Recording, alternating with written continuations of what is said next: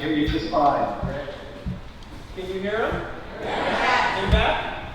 Yes. All right. Brian, welcome to Towson Presbyterian Church. It is great to be with you. I am grateful to be with you all.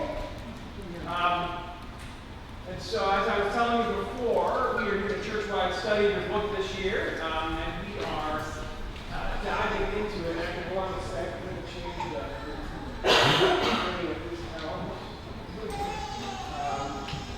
That's way better. And so we had small groups in October. We're going to have them again in Lent. We have a podcast we're doing. We are really diving into your book and really enjoying it. Let me turn on my mic. Make sure I'm in the back. Can you hear me? Hear me in the back? Yep. Okay.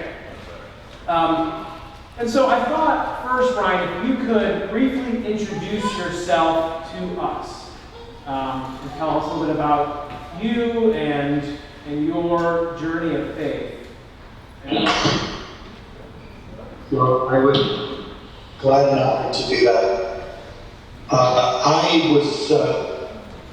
was born in upstate New York. Just like you do, I think I'm better without these earphones. Hold on. I was born in upstate New York in a very conservative Christian family, a little combination called the Plymouth Bedroom. You probably haven't heard of it. But if you've heard of Garrison Keillor, that's his background. And if you listen to the old Prairie Home Command, whenever he talked about sanctified brethren, he was talking about. And I ended up moving to Maryland when I was in elementary school. So I spent the first half of my life really about an hour south of you all in Montgomery County. And then when my wife and I got married, we raised our kids in Prince George's County. So Maryland is close to my heart. I had my escape plan from religion set by the time I was about 14 or 15. I ended up having a kind of unexpected and very powerful spiritual experience in those years as part of the Jesus movement, and ended up really getting reconnected to my faith. But for me, really from the start, from that point, my primary understanding of faith was that faith was about love. Love for God, love for my neighbor, love for myself, love for just beautiful creation.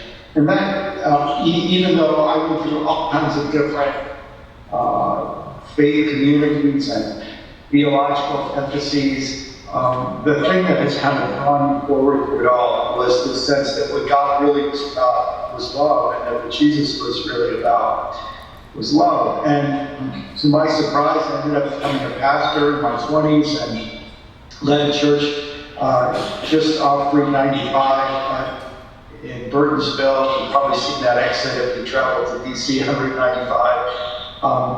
And I led that church for 24 years.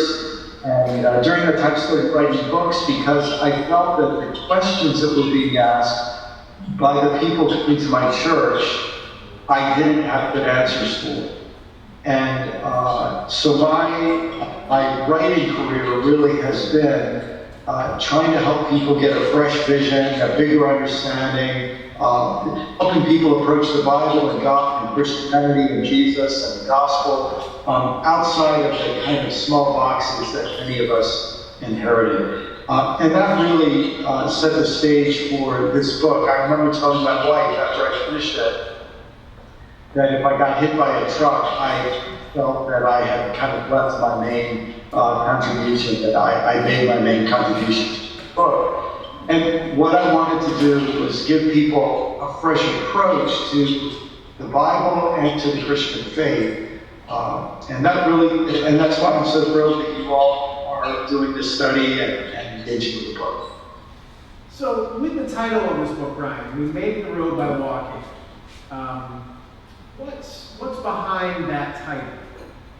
Yeah. So, the version of Christian faith that I inherited presented it to me as if it was already completed. Everything was already nailed down and bolted into this box. And that the best days were behind us.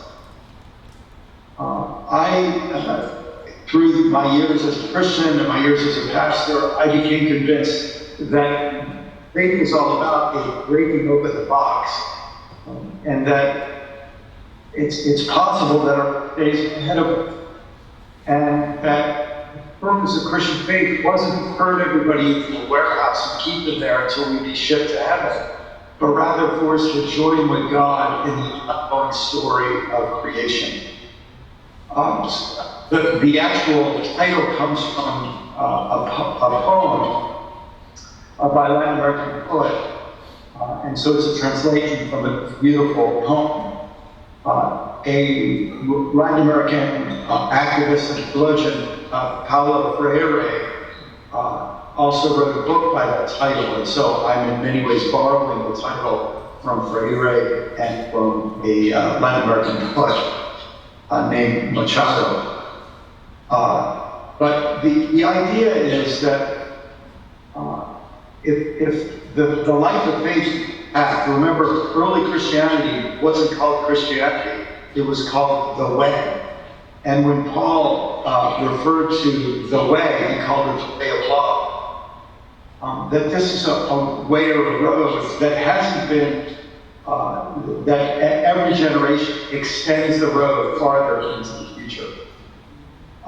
That is so different from this sense that we're just carrying on. We have to say exactly what was said and do exactly what was done and pray exactly as others prayed and think exactly as others thought. No, if we have this idea that past generations took the inheritance that was given to them and they extended it through their lifetime, then they, in a sense, passed the baton to the next generation to carry that adventure into new times, into new places.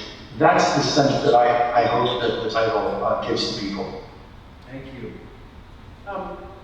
So what's special and unique about this book compared to maybe other books you've written? What sets this one apart? Well, in some ways, because I'm so deeply rooted in the Bible and because I love the Bible so much, I felt like in all of my other books, I was grappling with this problem here, and this problem there, and this question here, and this deficit here. And I felt like what I needed to do, I came to a point in my career that I needed to try to get a big picture overview. And for me, I wanted to do that rooted in the Bible. I bet a lot of you will resonate with what I'm about to say. Some of you might find it a little disturbing, but in our day, the loudest voices who talk about the Bible often use it to wound people.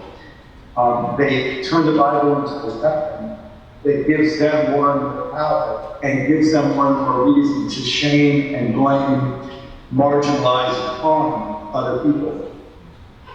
And I felt that if we don't have alternative voices that say, actually, that's not the only way to read the Bible, it's not the best way to read the Bible. Let's show people what the Bible can be if I can say it this way, if we take it out of the hands of fundamentalists and we allow people to read the Bible as an incredibly rich, deep, profound document. I often say that my approach to the Bible is not literal and it's not liberal, it's literary. And let's let the Bible bring all of the meaning that it can to us in these times. And that's what I wanted to do in this book. And that's a great segue into how you approach the Bible. Can you talk more about that? Sure.